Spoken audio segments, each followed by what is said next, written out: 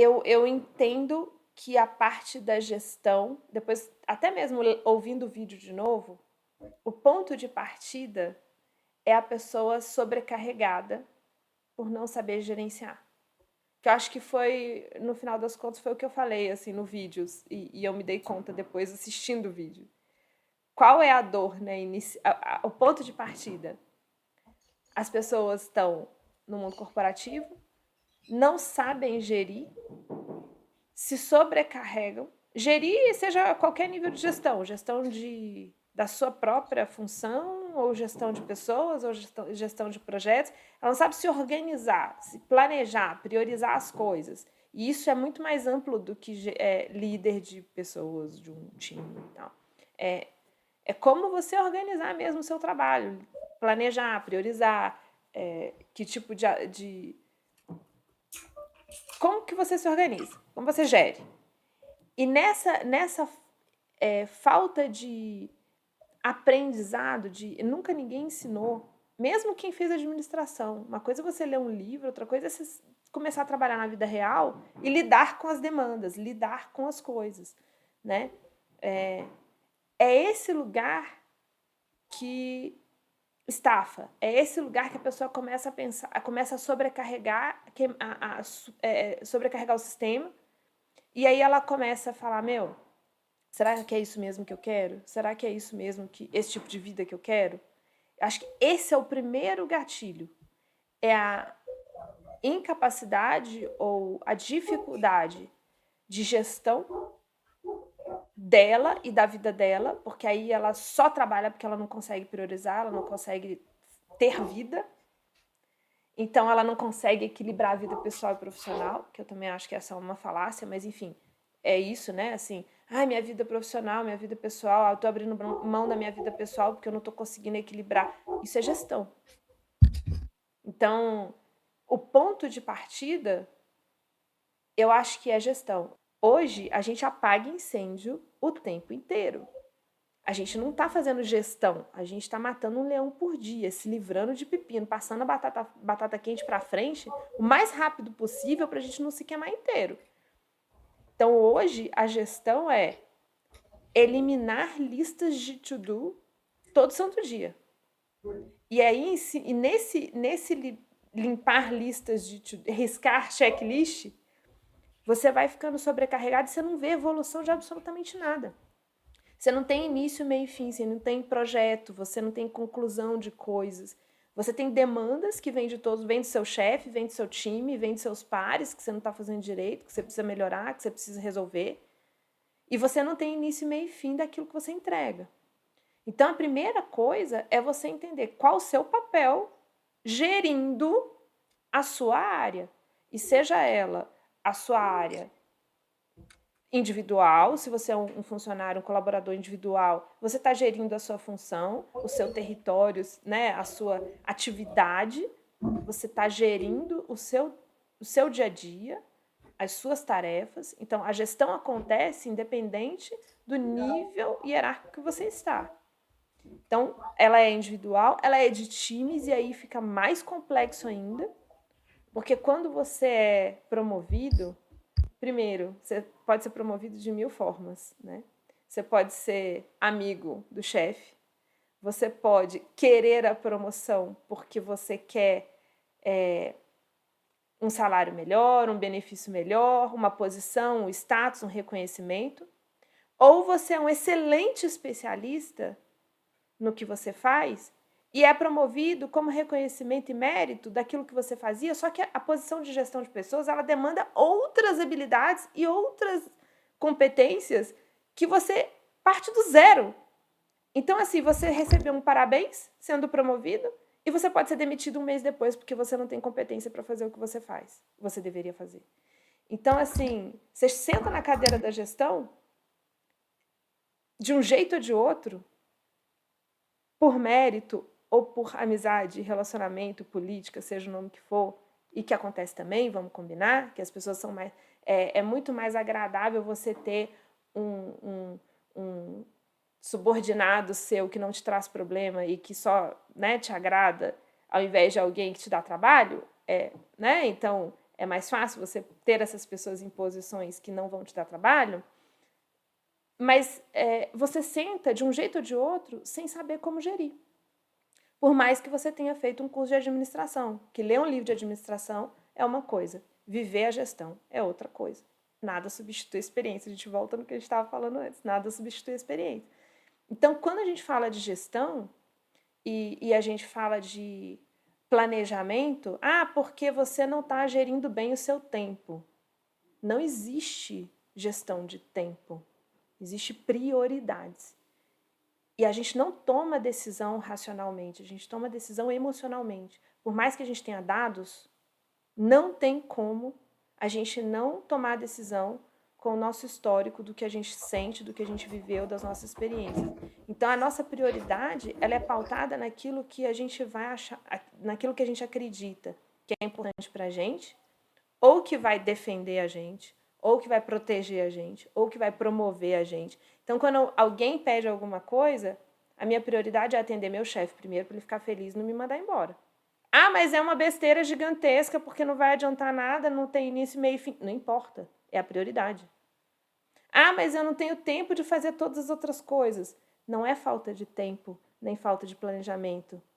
É falta de entendimento do valor que aquilo tem e como você conversa com seu chefe sobre o valor que você pode entregar dentro das tarefas que você tem para fazer. Então, essa habilidade em gerir, em ter essas conversas, em entender o que é valor, que realmente vai fazer a diferença, e ainda assim colocar a sua marca individual daquilo que é o seu legado, de como você quer ser visto como gestor, ninguém te ensina. A gente não aprende isso. Eu tive a sorte de trabalhar na maior multinacional de bens de consumo do mundo, que tinha um curso de gestão e liderança. Então, assim, eu aprendi, com menos de 2 anos de empresa, eu fui colocada numa posição de liderança, de gestão de pessoas, sem saber se era de comer ou passar no cabelo, mas eu tinha mentores, eu tinha um chefe que me ensinava, eu tinha um curso dentro da empresa que me ensinava a fazer. Então, não à toa, né, quando a gente fala no mercado de líderes da P&G especificamente, o pessoal gosta muito, né, apesar de ser extremamente competitiva, e, né, multinacional americana que come criancinha no café da manhã, tudo bem, né, a gente sabe disso, não estou falando sobre isso, mas na habilidade de gestão, o pessoal fala assim, o cara foi líder da P&G. Isso tem um peso, porque é uma escola de gestão e liderança. Então, a primeira coisa para você tirar a cabeça da lama, não adianta você falar, eu quero mudar de área, eu quero... Cara, você consegue se organizar e ver o valor que você entrega, o que você está dentro das suas tarefas, o que é importante e por que é importante, e você consegue transmitir essa mensagem para a corporação. Você consegue transmitir essa mensagem de por que você está fazendo o que você está fazendo para o seu chefe, para ele não achar que você é um inútil, que não sabe ter prioridade no seu trabalho, não está fazendo o que tem que ser feito, porque não está fazendo o que ele pediu. E aí, como você negocia essas prioridades? Como você mostra a prioridade para o seu time do que tem que ser feito? Então, ninguém ensina gestão. E é esse lugar que é o primeiro passo para você ter um belo burnout. Assim, a primeiro contato com você realmente achar que aquilo não é para você e se soterrar no meio das coisas. E das tarefas, e das demandas, e da pressão de resultado. Se você não conseguir se organizar num primeiro momento,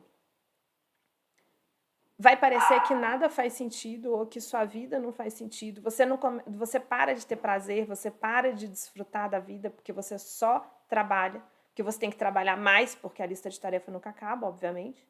Então, assim, não existe terminar às 6 da tarde. Você não fecha, a caneta não cai às 6 da tarde. Se você não sabe gerir, a caneta não cai às 6 da tarde. Né? E tudo bem que tem chefe que você sai às 6, fala, você está desmotivado hoje, querido? Né? Tem disso também, né? Mas, assim, se você sabe o que você está fazendo e você tem a gestão do que você está fazendo do seu trabalho, você fala para ele, não, chefe, eu já fiz tudo que eu tinha que fazer de importante hoje e já tenho o planejamento da semana inteira feito para entregar o resultado que eu tenho que entregar. Não, é lógico que as relações humanas são mais complexas que isso. Não é essa resposta simples que resolve tudo. Mas você sabendo o que você está fazendo, você tendo autoconfiança de saber o que você tá, as escolhas que você faz são conscientes, é outro posicionamento, e aí sim você passa a ser um gestor de valor. Porque as pessoas vão começar a identificar que o que você faz tem porquê, tem propósito e tem para quê. E entrega resultado. E você sai do meio do tsunami, do furacão. Você consegue administrar não só a sua entrega, como você está alinhado com seus valores. Você consegue deixar a sua marca e o seu legado. Né? Então, assim, eu falava, né? A pergunta principal é, com que você se importa? Isso vai determinar o seu legado. Eu me importava com as pessoas. Então, eu entregava resultado e tal, mas cara, onde eu passei, eu deixei sucessores, eu desenvolvi as pessoas. Então, tem gente que fala assim, cara, o meu legado é diversidade. E eu tive pares e tive colegas que era incrível, assim. Imagina você fazer um congresso, um evento de cirurgia plástica para falar sobre transexual. Era o legado da pessoa. Nunca teve um evento como esse. E foi incrível. Então, assim, o legado desse diretor médico que fez esse evento, que foi incrível, foi cirurgia plástica para pessoas trans. E ele usou exatamente a mesma coisa que qualquer outro congresso. As técnicas, os produtos, mas ele teve o legado dele. O que ele se importa? Ele se importa em inclusão de pessoas marginalizadas, excluídas e negadas. Ele usou a posição dele de liderança e gestão para fazer isso. Então, como você une o seu trabalho com o seu propósito, com seus valores? Isso é extremamente possível. É fácil? Não, não é fácil. Mas você tem que fazer uma investigação e você tem que se estruturar de uma forma que você entenda o que você está fazendo e não saia como um trator de fazedor, de cumpridor de tarefas. Independente da posição hierárquica que você está. Eu sempre falo, todo mundo pode ser estratégico, independente da posição. Não é, eu sou estratégico, só CEO é estratégico. Não. Um consultor é estratégico, um analista é estratégico. O que é ser estratégico? É você pensar à frente do que você está fazendo. É pensar o impacto daquilo em 5 anos. É pensar o impacto daquilo em 2, 3 níveis hierárquicos acima do seu. É pensar no cliente e no cliente do cliente. Isso é ser estratégico, mas a gente tem uma visão de curto prazo. Essa visão de curto prazo eu preciso ficar livre disso para parar de sofrer, porque eu não estou aguentando mais. Eu estou saindo daqui todo dia 9 horas da noite, trabalhando 15 horas por dia e eu não tenho vida. Não dá para ser estratégico se você não consegue ter vida. E aí a gente precisa trabalhar na gestão. Eu entendo que quando você está no olho do furacão, o que você faz, né? Você está numa emergência. Você sofreu um acidente. Primeira coisa que você tem que fazer é estancar o sangue. Depois você vai ver se o ponto vai ficar bonitinho. Depois você vai ver se faz um curativo legal. Primeiro você faz um torniquete, sai correndo e para de sangrar. Aí você vai cuidar do machucado adequadamente, né? Tipo, como que eu, a partir daí, cuido da melhor maneira possível. Então, eu entendo que o primeiro passo para você conseguir tirar a cabeça da água e respirar, para você conseguir começar a ter uma gestão eficiente e saudável, né, que você saia da sobrevivência para começar a exercitar a sua existência dentro do seu trabalho, é a partir do pilar operação, é do operacional. que é onde que soterra você em absoluto, que é onde te deixa sem possibilidade de pensar e de tomar decisão consciente do que está acontecendo. Então, no pilar operacional, e aí, assim, por que começa do pilar operacional? Vou falar quais são os pilares, todos os pilares que a gente aborda, mas começar pelo operacional. Então, assim, com o que eu me importo, que seria o legado, seu legado, a sua forma de gerir, é um pilar. Né? E esse pilar é onde você coloca primeiro a sua máscara de oxigênio e depois você coloca em quem está do lado. Né? Tem esses limites que você vai começando a desenhar. Né?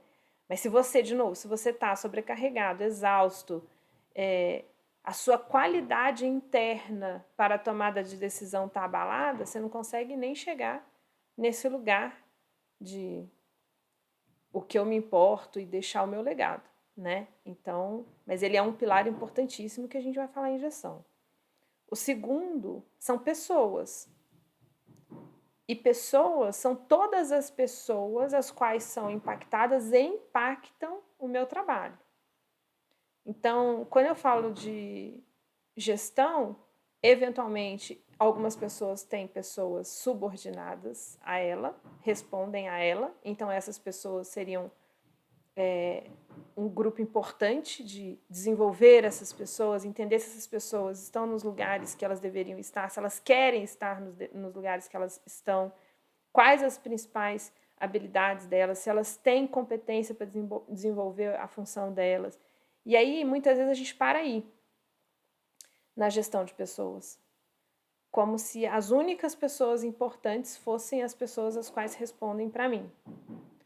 Só que o seu negócio, o seu resultado, né, a sua tarefa, a sua função, só acontece com todas as outras pessoas que você toca e te tocam. E essas outras pessoas dentro da empresa são todas as outras áreas multifuncionais as quais você dependem de você. São os clientes que precisam do seu resultado, do produto final, né, convertido no seu trabalho, enquanto concretude de contato para eles, né? O que eles recebem é o produto final, fruto do trabalho de todas as pessoas da empresa. E as outras pessoas da sua vida também. Como você administra o tempo, a energia, o investimento das pessoas da sua vida. Porque a gente fala de vida pessoal e profissional, mas no final existe tempo de vida. Enquanto você está respirando, você está investindo tempo e energia em determinada ação, em determinadas pessoas, em determinadas atividades. E você gerir isso é fundamental, porque é onde a gente foca, é onde a gente vai ter retorno, é onde a gente vai ter resultado. Onde a gente coloca atenção e intenção, é onde a gente vai ter resultado. Então, a gente costuma, quando a gente fala de gestão, e por isso que a gente separar essas caixinhas acaba dando um baita trabalho, porque elas não são separadas. A gente força para separar profissional e pessoal que não é separado, para depois a gente força para juntar de novo e tentar fazer equilibrar. Então, assim, vamos facilitar? Existe tempo, como você investe seu tempo. Existem pessoas as quais você impacta e é impactado, que você precisa entender como lidar e como fazer parte desse coletivo da melhor maneira possível. Qual é o seu papel dentro desse coletivo? E aí eu falo de operação como terceiro pilar. E o que é operação? É isso, são as tarefas. Mas para que você faz essas tarefas? Por que você faz essas tarefas? Com qual profundidade você faz essas tarefas? Você faz as tarefas que você tem que fazer? Você está fazendo as tarefas de outras pessoas e deixando de fazer as suas tarefas? É muito comum isso. É muito comum quando você é promovido, você continua fazendo a sua função antiga, porque você não sabe qual é a sua função nova.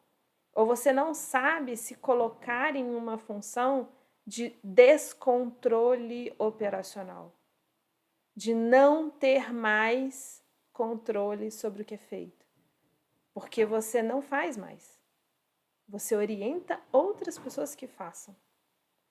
Então, quanto mais você sobe, menos controle você tem. Lidar com o descontrole é muito difícil para algumas pessoas. Para mim era. Mas pode ser não ser tão difícil para outras pessoas. Mas assim, você tem que aprender que você não faz mais. Você orienta para que faça. Ou você coloca critérios para que aquilo seja bem feito. E o comum é que quando você é promovido, se a pessoa do seu time não sabe fazer, ou está aprendendo a fazer, ou faz de um jeito diferente, você fala, tá errado, vai lá, pega e faz. Esse não é o seu trabalho. E aí se você não senta na sua cadeira, o seu time não senta na cadeira dele também. E aí existe esse looping de você não entrega resultado porque você não está fazendo o que você deveria fazer. Seu time não entrega resultado porque não está aprendendo a fazer o que deveria fazer. E você não guia o time para a direção que deveria andar. Então, a operação, nesse primeiro momento, é fundamental, que é o que você tem que fazer, para que você tem que fazer e por que você tem que fazer. E você sentar na sua cadeira. Quando você senta na sua cadeira e consegue começar a fazer o que você foi posto para fazer, é quase que uma constelação, né? Para quem gosta dos paranauês, assim. Constelação familiar. Você coloca o sistema no lugar, sabe? Tipo, esse aqui tem que operar nesse lugar. Tipo, o pai não vai fazer o papel do filho, a filha não vai fazer o papel da mãe. Tipo, é você filha, então faz papel de filha. Então você é gestor, faz papel de gestor. Né? Você não vai fazer o papel de executor nesse momento, você está direcionando. Então você organiza o sistema de uma forma que cada um esteja no seu papel. E muitas vezes a operação passa, inclusive, por definir papéis. Em muitos momentos eu ajudo a pessoa a definir os papéis, as funções, essas fronteiras do que cada um faz. Porque a maioria das organizações não tem processos claros, não tem descrição de função oficialmente escrita, combinada e acordada entre as pessoas. Então, assim, vai fazendo. E quanto menor a empresa, mais você sobrepõe funções e você tem que resolver apagar incêndio, e menos claro fica onde é o que eu faço e o que você faz. Então, isso gera um baita retrabalho também, e uma baita confusão de entregas, porque aí, muitas vezes, o que eu faço está indo contra o que você faz, e daí cadê a produtividade, cadê a eficiência? Você está, na verdade, ao invés de acelerar o processo, você está prejudicando o processo.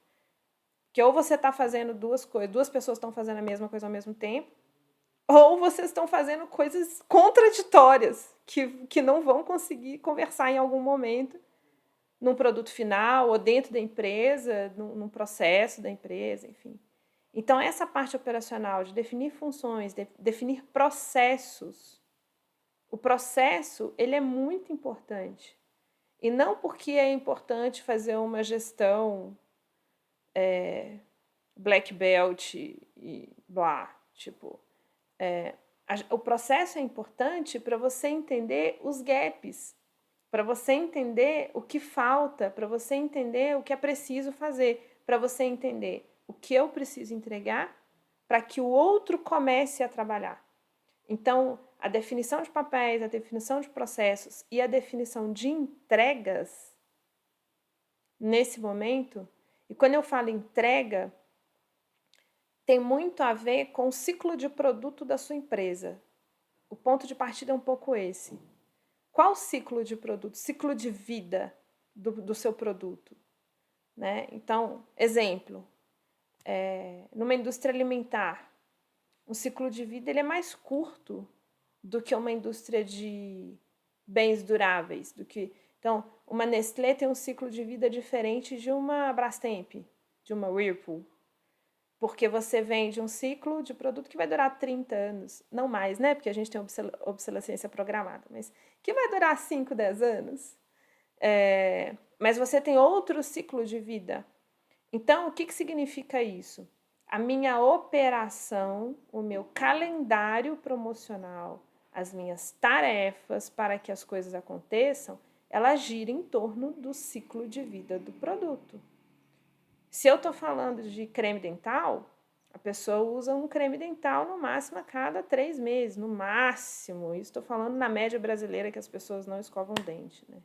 Escova de dente, vai. Uma escova de dente, a média de escovas de dente do Brasil são 3 por ano.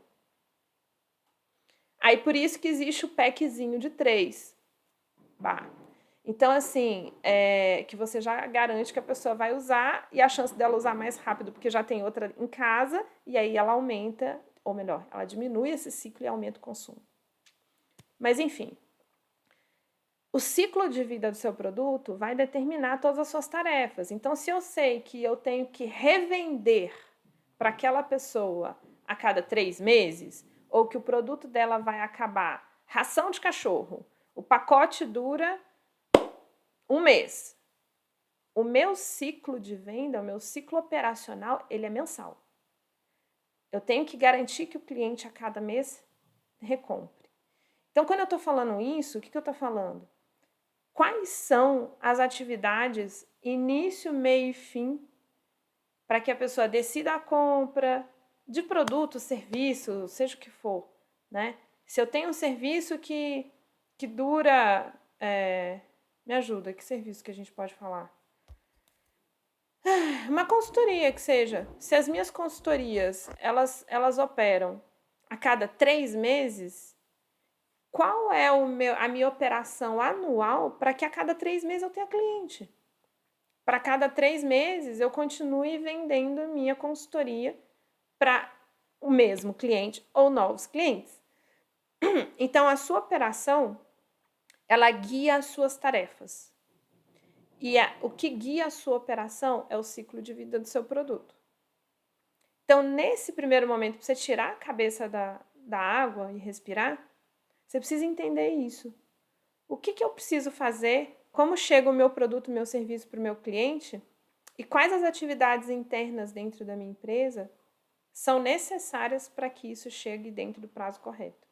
Aí a gente inverte um pouco as coisas, porque quando a gente fala de indústria, ou enfim, né, a gente está falando de resultado mensal de vendas, a gente está falando de ciclos de entrega anuais de fechamento de ano fiscal. Então, além do ciclo do produto, existem os ciclos fiscais e operacionais da própria empresa. Você começar a entender esses calendários, você começa a entender o que eu preciso organizar e quando eu tenho que fazer o que para entregar o quê. Porque a maioria, assim, é igual a escola, né? Você deixa para estudar na prova no último dia. Então, assim, não adianta você chegar no último dia e não entregar o resultado, porque não é mais escola. Então, se você entende os prazos e você entende o que é preciso para construir esse resultado, você começa a se organizar e não só apagar incêndio. E uma coisa muito legal que eu fazia, que funcionava muito, porque aí eu falo assim, Mari, mas a vida real é a seguinte, beleza, tem tudo isso aí, mas nunca para de chegar demanda. Nunca para de chegar demanda. E é real, nunca para de chegar demanda. E aí que você começa, em uma posição de gestão, aprender a dialogar. O que eu fazia muito com os meus chefes, né? Eu tinha uma tabela de carga horária. Essa tabela de carga horária é assim. Quais são as entregas mínimas que meu time tem que fazer? Meu time tinha que fazer X visitações por cliente. A cada trimestre ele tinha que visitar 6 vezes o principal cliente, depois ele tinha que visitar 3 vezes o outro cliente, depois ele tinha que visitar X vezes o outro cliente e tal. Isso demanda um tempo, certo? Ele tinha que estar na rua visitando cliente. Ou virtualmente, na época do Covid, visitando cliente. Mas você tem que ter esses critérios. Não tô entregando esses critérios. Tá, por que não está entregando esses critérios? Isso é operação, isso é demanda, porque tem demanda o tempo inteiro. Então, eu não estou conseguindo entregar meu resultado. Aí o pessoal, cara, eu não saio da frente do computador. Toda hora tem reunião. O marketing quer fazer reunião. o RH quer fazer treinamento, o financeiro quer tirar dúvida, o tempo inteiro. Eu não consigo ir para a rua para falar com o cliente, eu estou na frente do computador fazendo reunião o tempo inteiro. Fala, mas quem que está chamando essa reunião? É fulano. Por que está fazendo essa reunião? Por causa disso. Beleza. Aí eu voltava, pegava minha tabelinha, falava assim, para o time conseguir entregar o que ele tem que entregar, que é a função deles, eles só podem ter 8 horas de reunião mensal. Dessas 8 horas de reunião mensal, eu preciso de 1 hora com eles, que é o meu alinhamento de prioridades, de responsabilidades, de análise de resultado, minha deles. Sobram 7. Aí eu juntava todos os diretores, diretor financeiro, diretor de desenvolvimento e treinamento, diretor de marketing, falava assim, o que é importante esse mês para a gente falar para o time? A gente vai decidir o que é importante e quanto tempo cada um precisa para gastar para falar com o time. Ah, mas o meu é muito importante. Ah, porque tem um treinamento de compliance da Global que é... O que é indispensável? O que a gente realmente tem que entregar? E aí a gente cortava dentro de 7 horas, era o que era. O resto é distração. Mas eu não falei para eles, você não pode falar com o meu time. Eu te proíbo de fazer reunião com o meu time. A gente não vai mais trabalhar para vocês. Não. A conversa era, meu time tem uma função, que é entregar, vender, é entregar a visitação, é entregar os KPIs que tem que ser entregues. Do jeito que a gente está operando como time, não está dando certo. A gente precisa concordar ou entender juntos como que a gente pode melhorar a nossa operação. Para parar de ter demanda e retrabalho para o time que está fazendo coisas que não deveria fazer, não é função deles, para atender demandas que a empresa tem internamente, mas que não entregam resultado. Então, vamos renegociar isso? Ah, mas existe uma reunião muito importante que vai determinar o planejamento do resultado daqui a 3 anos. Eu participo. Quem participa? Ou quem é a melhor pessoa para participar desse lugar? Que aí a gente começa a negociar prioridades, é o entendimento de valor, é o entendimento do que é importante. E aí sim a gente faz o planejamento de tempo, ele está direcionado a valores, ao que você entrega, ao que é importante. Aí você consegue estabelecer prioridades. Não é o contrário, não é martelar uma prioridade. Ah, a gente tem que fazer isso. Não vai entregar o resultado. A gente tem que entender a cadeia, o ciclo de produto, o ciclo operacional, o calendário promocional da empresa, os ciclos do cliente. Muitas vezes o cliente... Muitas vezes não. Na verdade, todos os ciclos dependem de como o cliente usa o produto. Então, quando a gente vai lá em pessoas, geralmente a gente ignora essa pessoa. A gente ignora o cliente como pessoa a ser gerida dentro do seu pilar estratégico de pessoas, né? Então, assim, o cliente determina esse ciclo. Muitas vezes você pode até identificar que o uso dele é totalmente diferente da forma que você vende. Quando eu trabalhei numa farmacêutica, e eu era head de trade na época, a gente tinha um produto do sistema nervoso central que o médico prescrevia 3 caixas. E a gente vendia 2 para a farmácia. Nunca vendia o produto. Porque não tinha caixa suficiente para vender a receita. Se você não entende o uso, se você não entende o ciclo, se você não entende como o produto é usado e prescrito, como o cliente interage, o seu cliente e o cliente final interagem com o seu produto, você não consegue tomar decisão. Qual foi a decisão? O time de vendas, a partir de hoje, só vende múltiplos de 3 desse medicamento. Ponto. Então, entendimento da operação é fundamental, porque todas as discussões de queda de vendas desse produto vão ser deslocadas para outro lugar.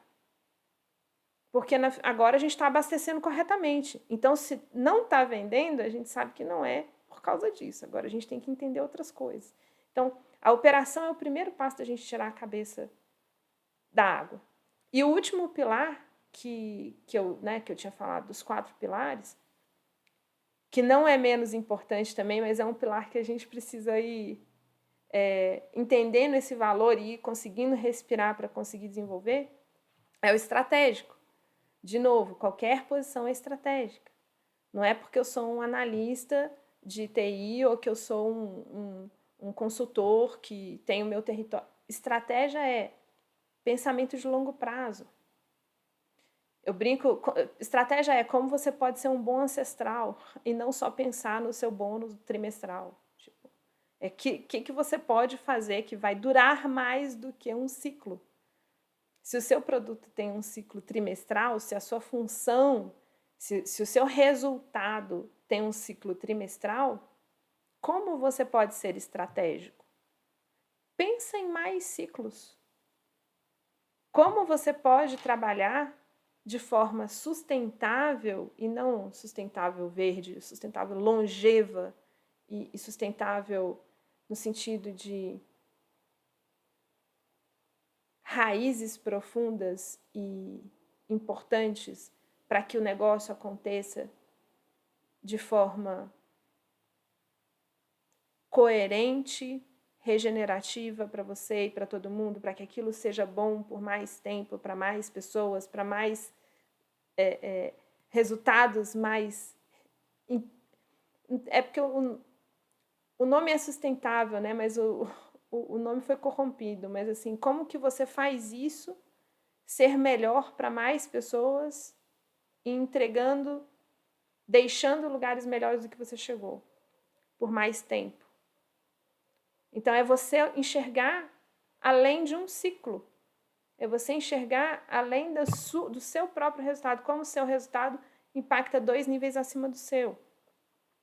O seu ciclo é de 1 ano, o seu ciclo é de 3 meses, como você pode enxergar um ciclo de 2 anos, de 4 trimestres, de X? Isso é ser estratégico. Não é só o seu chefe que é estratégico, ou o chefe do seu chefe, ou o presidente da empresa. Todo mundo é estratégico, né?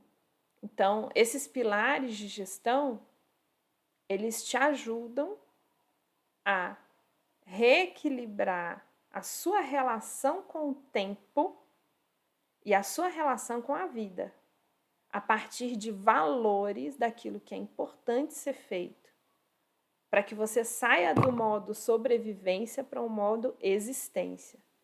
E aí você consiga deixar um legado, que os lugares por onde você passa fiquem melhores do que quando você chegou.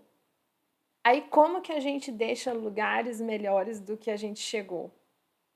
Se a gente também fica melhor do que quando a gente começou.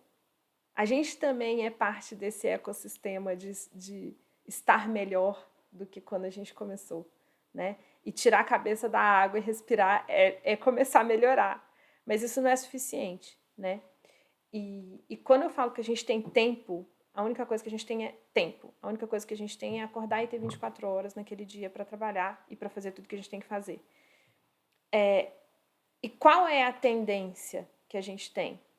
Como a gente tem muita coisa para fazer e tem muita demanda e o tempo inteiro chega tarefa, chega coisa, e por isso que a gente começa no operacional, para a gente entender realmente onde existe a diferença, qual atividade faz diferença, qual é o passo a passo que eu tenho que fazer, ao invés de sair fazendo um monte de coisa e me atrapalhando, me dando retrabalho, né?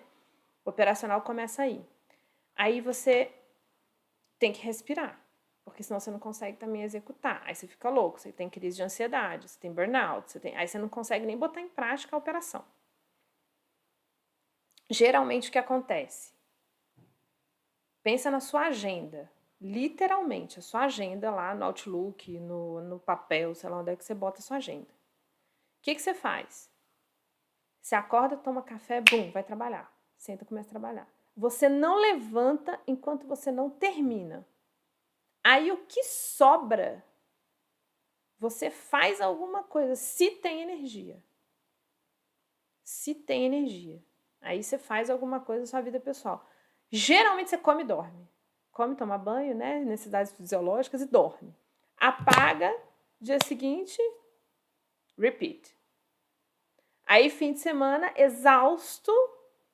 No máximo, você se joga na cama ou você enche a cara com os amigos, que aí você tem que ter alguma coisa de boa, né? Tipo, aí você dá aquela pisa no acelerador até o talo para compensar a semana. Aí volta louco de ressaca, de não sei o que, mas tudo bem. Aí, né? Então, assim, como que na parte de pilares de pessoa, você cuida de você? E aí, quando eu falo do que importa e do seu legado, é o autocuidado tá incluído nisso. E aí, a primeira coisa que eu sugiro é, geralmente as pessoas têm duas agendas. Uma agenda do trabalho e a outra agenda pessoal. Falo, não existe 2 tempos, não existem 2 dias. Existe um dia. É uma agenda. Não, porque o pessoal do trabalho não sabe que você tem que buscar sua filha 3 horas da tarde. Se não está na sua agenda. Ah, mas aí como é que eu vou colocar a minha... Né? Meu, bloqueia meia hora da sua agenda de trabalho para não ter reunião e para você poder fazer o que você tem que fazer com a sua filha, de buscar na escola, ou levar na escola, ou dar o almoço, horário de almoço. Então, uma das coisas, e isso foi muito curioso, na pandemia, durante a pandemia, um dos acordos, dos combinados que eu fiz com o time era, primeiro, como ficam as tarefas de casa, quais seriam os melhores horários de reunião, e eu pedia para o time bloquear a agenda deles quando eles tinham coisas para fazer com a família. Porque a gente estava num loop de trabalho intensíssimo. Só que estava todo mundo dentro de casa. Meu, você tem que fazer a sua comida. A gente não fazia reunião depois de 10h30 da manhã. Porque em algum momento alguém tinha que fazer comida. E tinha criança em casa, e tinha aula, e tinha não sei o quê. Então, assim, você tinha que parar. O almoço não era de 1 hora, era de 2 horas. Você tinha que fazer a comida e comer. Você não deixava de trabalhar, porque infelizmente existe esse negócio que a gente não para de olhar e você continua trabalhando, mas assim, não faz reunião. Deixa a pessoa cozinhar e deixa a pessoa, né, comer com a família ali, depois volta. A reunião começava depois de 1, 2 da tarde, para ter tempo da pessoa poder fazer almoço. Final do dia. Cara, é melhor ou é pior? Como que a gente vai organizar isso? Então, ah, Mari, mas não é todo mundo que vai aceitar isso. Na minha empresa não tem condição de fazer isso.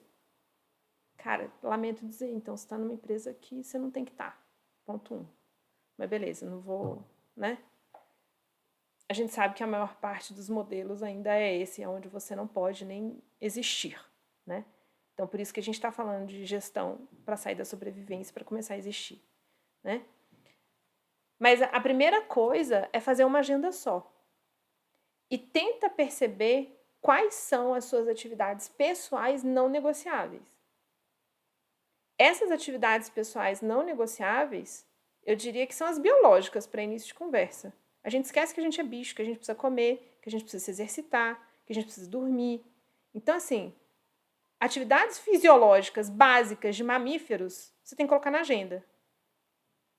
Então, marca almoço, bloqueia almoço na agenda. Assim, eu não consigo nem almoçar. Cara, é uma escolha sua. Você está se permitindo fazer isso com você. Você está se maltratando nesse grau. Outro exemplo. Eu tinha muita reunião internacional com fuso horário muito péssimo. Eventualmente, as reuniões caíam no horário de almoço. Porque era o horário que todos os fusos encaixavam no universo e alinhavam o cosmo. E aí a gente pegava o horário do almoço do Brasil. E aí a primeira vez eu tive essa conversa com o time internacional. Eu falei, galera, ou a gente faz de 12h a 1, ou a gente faz de 1 às 2. Não dá para fazer 2 horas de reunião, vou morrer de fome. Não consigo raciocinar.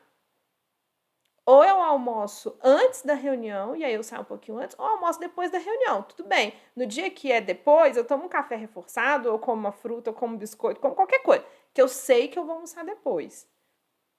Ou eu almoço mais cedo, e aí a reunião era sempre no mesmo horário para a gente poder se organizar. Só que o time do Brasil estava pouco se lixando se eu tinha reunião na hora do meu almoço com o time global.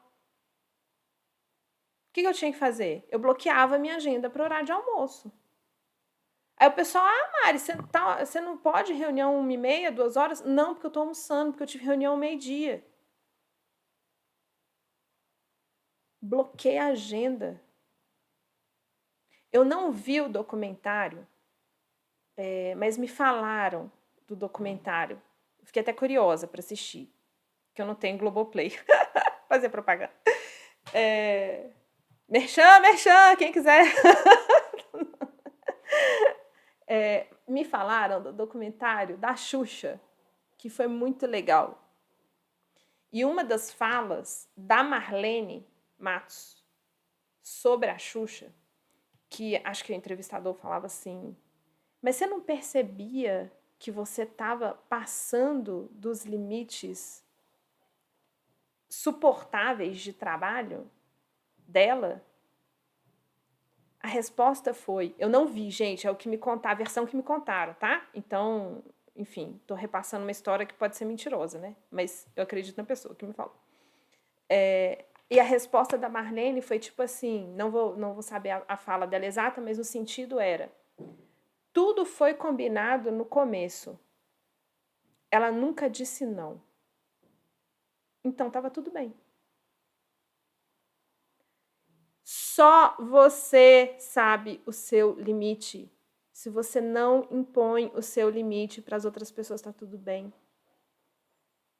Mesmo impondo, vai ter resistência. Se você não fizer resistência nenhuma, você vai ser engolido.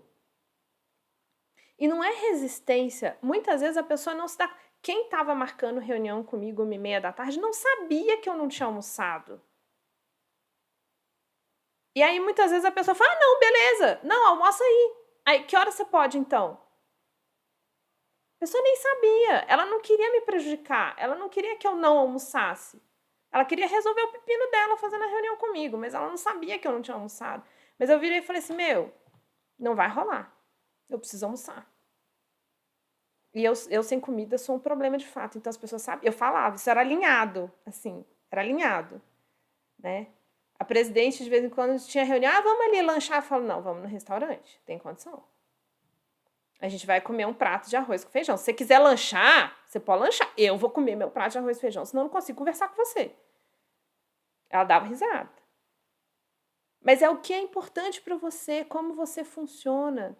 Você precisa comer bem? Você precisa se alimentar? Como que você gosta e se sente bem? O que você gosta de comer para se sentir bem? Só você sabe. Só você consegue pôr o seu limite. E parece muito louco, mas são coisas muito pequenas. E isso daí, isso vai gerando um colchão e vai dando um conforto para você ir fazendo outras coisas, né? Então, quantas pessoas realmente aproveitam Short Friday? Mas tem muita coisa para fazer. Você tem um benefício, cara. O benefício não é sair sexta-feira, 3h. Bloqueia a agenda. Mas tem muita coisa para fazer, se eu não fizer, ninguém vai morrer. Ninguém, garanto, ninguém vai morrer. Então a empresa não te dá o Short Friday. Se existe uma estrutura onde você não pode utilizar dessa estrutura, calma. Então vamos negociar. Peraí, chefe, eu tenho Short Friday. Tô fazendo tudo. Passou 15 minutos da reunião, passou meia hora da reunião. Beleza, mas depois disso, eu tenho esse benefício. Ou eu posso compensar isso em outro dia, que eu não usei, porque a gente teve que fazer uma prioridade, que todo mundo entendeu que realmente tinha que fazer. Mas então eu vou precisar da segunda-feira de manhã. Que aí eu preciso ir ao médico, eu preciso fazer minhas coisas. Quantas pessoas, quantas não fazem, não vão ao médico tá com problema de saúde, tá com dor, tá com dente quebrado, tá, e não consegue parar para ir ao médico. Só você sabe o seu limite, cara. Ah, mas se eu fizer isso eu vou ser demitido. Será? Será mesmo?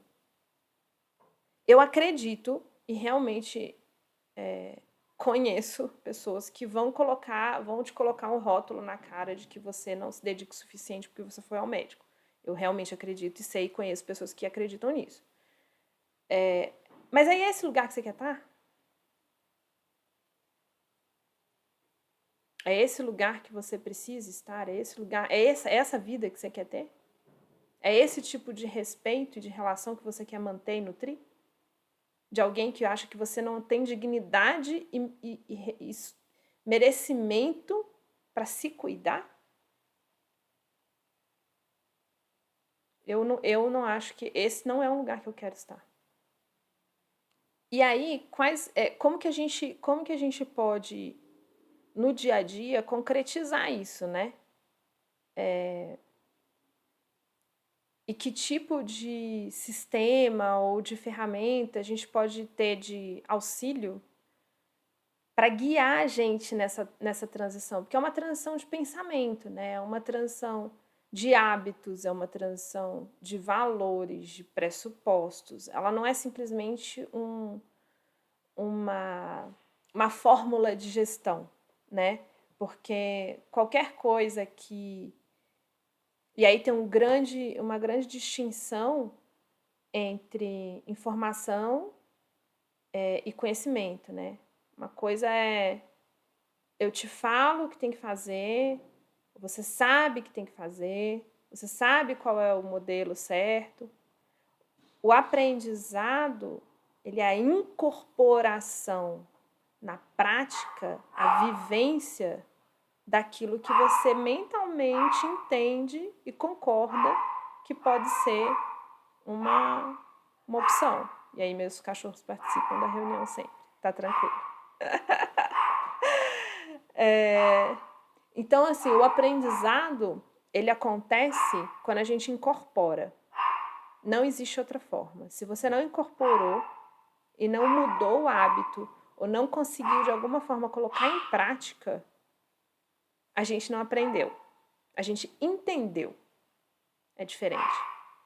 E como que a gente passa do entendimento para o aprendizado, para a incorporação? E aí tem as ferramentas de prática disso.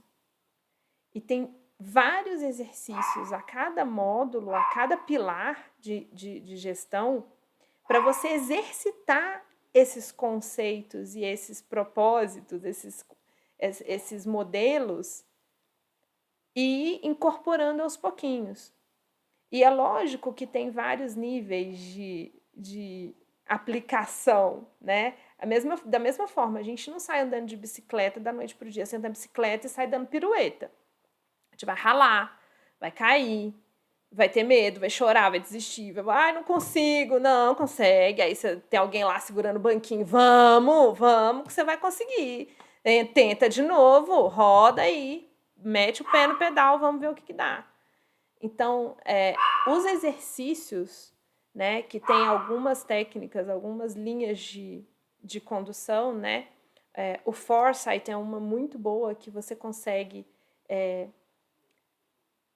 a visualização, né, o planejamento te ajuda muito em entender quais são as atividades que você tem que fazer hoje para poder construir aquilo que você quer, e ajuda muito na identificação de valores, né? Então, isso é uma ferramenta muito poderosa. A ontologia da linguagem, que é muito poderosa para você identificar também as suas necessidades e a sua integridade, quando você consegue integralizar seu corpo, colocar seu corpo na mesa, colocar sua emoção na mesa, colocar sua consciência na mesa, para você conseguir ter legitimidade, autenticidade e começar a tomar conta daquilo que realmente te importa, né? Às vezes a gente nem sabe o que a gente se importa, né? Tá tão automático, tá tão reprodutor de tarefa, tão apertando parafuso lá, modo Chaplin, que a gente nem sabe que a gente se importa, né? Então, Essa ferramenta é uma ferramenta muito importante, e tudo no exercício. Em pílulas de aplicação diárias, de atividades, de possibilidades que você vai incrementando e vai sentindo como que aquilo interage no seu contexto. Qual é a resposta que você tem com essa nova estrutura, né? E, de novo, aí entra teoria sistêmica, é tudo recursivo, é tudo vivo. Se eu mudo uma estrutura, e eu acredito muito que não adianta a gente ficar no blá blá blá, no conceito, sem mudar estruturas. Não dá para a gente fazer mudanças expressivas, significativas, sem mudar estrutura. Estrutura define a nossa vida. Aquela brincadeira do open space que a gente fez. Você está no escritório, com um monte de sala fechada, com sala gigante do presidente, uma sala média do gerente, e a galera tocando piano na salinha apertada, sem ar-condicionado. Isso é estrutura. Isso define relação e define comportamento. Se a gente abre todo mundo no open space, sem cadeira marcada, o presidente senta do lado do operacional, da galera que manda ver e tal, isso muda a relação e muda a cultura. Então, no nosso dia a dia, a gente precisa de estruturas que construam realidades que a gente quer. Esses exercícios são ferramentas que a gente consegue minimamente reformar as estruturas que existem para a gente construir realidades, culturas e relacionamentos que a gente quer. Então, esse passo a passo e essas pílulas de exercícios de uma agenda única é uma mudança estrutural. Ai, que besteira, mas é uma mudança estrutural. Você começa a enxergar o seu tempo integralmente e integramente. Ato falho positivo. Então, assim, você consegue enxergar e dar valor ao seu tempo de uma forma estrutural diferente que muda seu valor, muda sua relação com o tempo. A estrutura e a cultura e as relações são recursivas. Então, esses exercícios, eles fazem com que as estruturas e as relações sejam revistas. E isso é vivo, né? Então, assim, tudo que for feito e que muda um ponto de equilíbrio, ele tem que ser revisto a partir desse novo ponto e a partir daí refeito outro ponto de equilíbrio e assim vai. Então, assim, isso é transição, não tem fim, né? Eu acho que quando a gente fala de tudo que a gente está falando, de gestão, de transição de vida, de transição de carreira, de como a gente pode ter um equilíbrio maior entre vida pessoal e vida profissional, na verdade, a gente está tomando decisões no presente para a gente se aproximar daquilo que a gente quer, mas não tem fim. É um vir a ser o tempo inteiro, constante, de como a gente se comporta e como a gente se relaciona de uma forma a se aproximar daquilo que a gente quer, né? E a poder expressar a nossa autenticidade, a nossa essência da melhor maneira possível, né? Então, esse é um trabalho sem fim, mas é um trabalho que quando a gente planta as raízes, as sementinhas, né? Quando a gente planta essas sementinhas e nascem raízes dessa nova forma de olhar para o mundo e de entender que se a gente muda uma estrutura, se a gente consegue olhar, observar os nossos valores, observar aquilo que a gente não abre mão, que é importante para a gente, como a gente expressa isso e se coloca dentro de uma organização, dentro de uma gestão, a gente pode estar muito mais coerente com a gente. E isso evitaria um baita desgaste emocional, físico, psicológico, né? Não, a gente não precisa chegar no limite para descobrir isso, né? E é esse o trabalho que a gente está fazendo aqui. E aí essa foi mais uma reunião que a gente fez, que dentro do time da CoFutures, a gente grava e registra as nossas reuniões internas e pega os melhores momentos ou que a gente entende que pode contribuir. agregando valor, agregando novas formas, insights, novas formas de olhar e de se relacionar com o trabalho, com a vida, né? Então, se você acha que foi bacana e que te ajudou a se organizar, compartilha aí com mais gente. E aí se inscreve no canal, dá aquele likezinho. Os algoritmos agradecem eu também. E a gente segue multiplicando a informação.